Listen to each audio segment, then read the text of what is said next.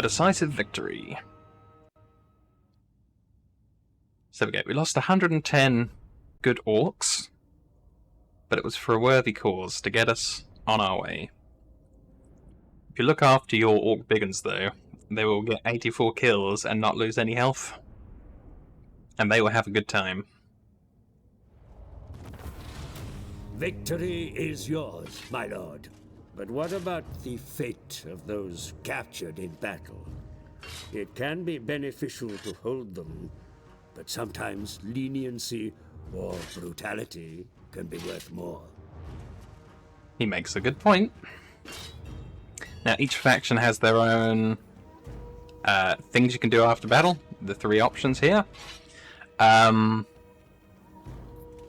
for us, we have lots of very orky ones. We can slaughter the captives, kill them all. The enemy and their allies will really hate you for this, but the enemy's enemy will appreciate it. And this does mean with diplomacy with factions that don't like this faction, they'll give you a bit of a thumbs up because you know you killed their enemy. It makes sense. And we also get 1 turn of an extra 100 experience for all the units in the army.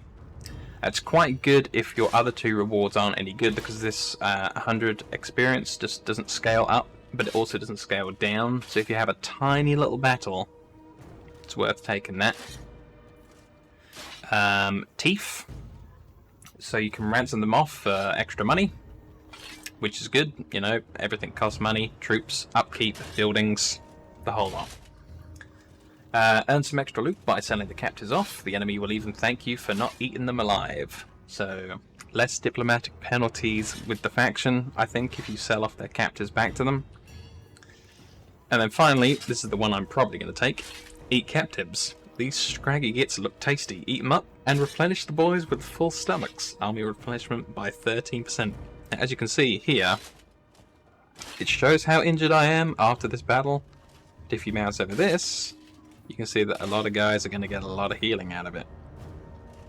So that's what we're going to take, because we're about to assault a city in the same turn without a break. So there we go. Did a quick little victory pose. Your path of violence and destruction has begun, mighty lord. Your reputation growing with every victim and settlement that falls before you. Continue warmongering, and you will eventually gain momentum enough to make the call to war. So we're just talking about what we were talking about before, but we have become a mobster. With our battle, we have gone over Straggler. Your recent militancy has earned you enough reputation so that most Greenskins in nearby regions have heard of you. The mobs, which are groups, are flocking in, eager for a share of the spoils. So there we go. If we actually had a town at the moment, we'd be getting extra growth in it, extra control in it. Our recruitment would be less. We are getting the Winds of Magic and the leadership, though. Winds of Magic is shown here. As you're using spells or standing in regions where the Winds of Magic are blowing, you get more Winds of Magic. But we need to take our capital. Oh, we do have a town. We started off with one over here. That's my mistake. We'll get into building in a minute. We have a level up to do first. So I quite like Inspiring Presence. All of your units gain 75 experience a turn. Now, as you saw on that Slaughter end of battle option, that only gave us 100 XP for that one turn. This is 75 always for the rest of time, which is cool. And our character's leadership aura, which we already had, quite buff, just for being Azhag, is going to be even greater. So less running, more fighting. There are lords that radiate power, confidence, and fear, inspiring their followers to great or terrible acts. We're probably more on the terrible side as orcs. And these guys have the ability to have a scrap upgrade from 35 scrap that we have so far. I'm not going to use it yet, but just to give you an idea. We could have reinforced weapons on our biggins, giving them 25% more weapon strength, which would be nice, because they are damage dealers. They can have wizardly weapons. I'm not sure why the tooltip is floating up and down, but that's a Warhammer 3 thing that happens. So it gives a power recharge to nearby wizards, which is great. Actually, it might be wizards across the entire battlefield of 20%, so you can cast spells more often. You get through your Winds of Magic quicker. You still don't have an infinite amount of spell power for each battle, though. And it also gives them 6 armor-piercing weapon damage, which is great. And then finally an option for scrap armor, giving them extra 25 armor. And armor, of course, reduces the damage that you take from hits. A hodgepodge patchwork of scrap metal can make for very effective carapace, no matter how uncomfortable it might be. Wizardly weapons is strange magic has been infused into these pieces of metal, not to protect the user, mind you, but likely to fuel some war boss's mad schemes. Sounds mad, right? And the reinforced weapons, the gobbo, which is what an orc would call a goblin, tinkerers know that a weapon with fewer weak points can be swung at an enemy much harder without risk of breakage. It's true. So, we'll do another quick save. And slam on into this town.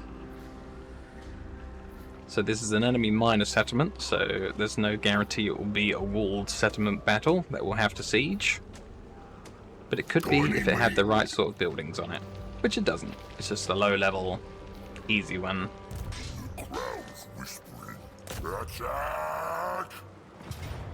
He says, hopefully not dying.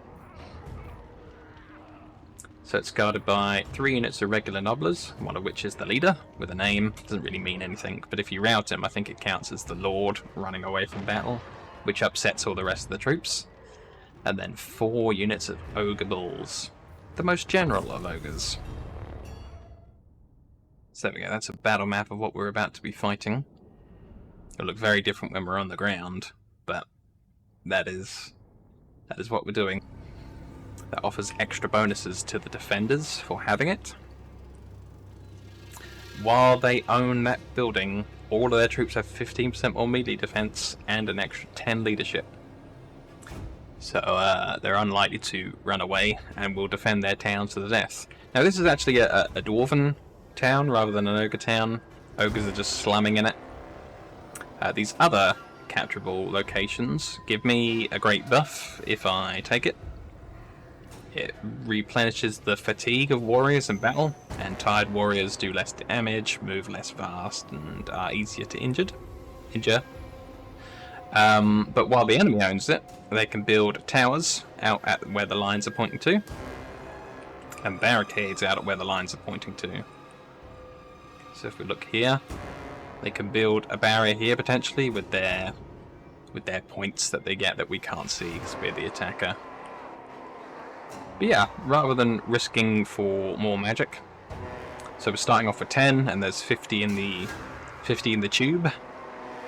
If I had more of those wizardly weapons, we'd get our extra 50 that were worth quicker. But when you gamble for magic, you can roll a bad roll and lose some of your magic, so we're just going to leave it right as it is. Your forces are ready to storm the defenses, yet I advise caution. You face an entrenched enemy that has had time to prepare. Be wary. We're not going to do the tutorial for defenses. If he bothers again in another battle that we haven't looked at it, we'll do it. So we're just generally going to try and storm through and keep somebody with leadership next to each kind of set of troops. So the hero has a leadership aura, this blue one around him, keeping the troops in line. And obviously our lord has the same, but even bigger, thanks to his special effects. We just have the catapult looking down this way. If they deploy anything there, we'll shoot the hell out of them. I got the Spider Rider separate, just in case there's something sneaky we can do. But otherwise, we're kind of roughly deployed.